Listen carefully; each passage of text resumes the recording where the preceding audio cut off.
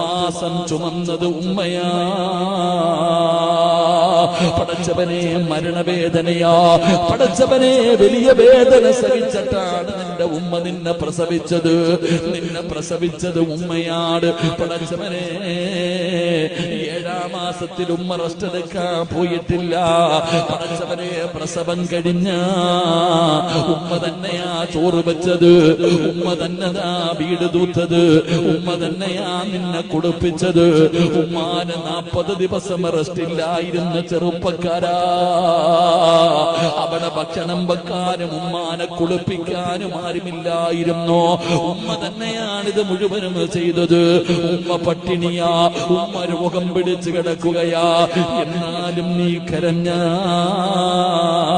ഓടി വന്നിട്ട് നിനക്ക് പാല് തന്നു നിന്നെ വളർത്തിയത് നിന്റെ ഉമ്മയാ. മറന്നു പോകരുത്.